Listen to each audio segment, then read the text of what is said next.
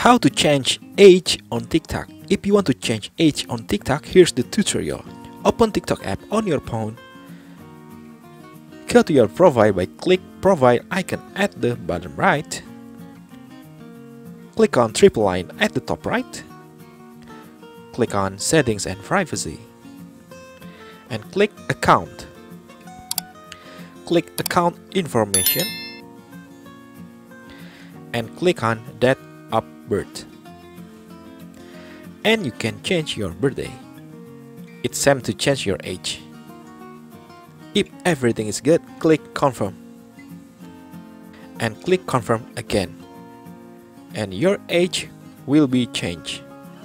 And that's the tutorial on how to change age on TikTok. Don't forget to like and share this video and subscribe to this channel. See you in the next video and have a nice day.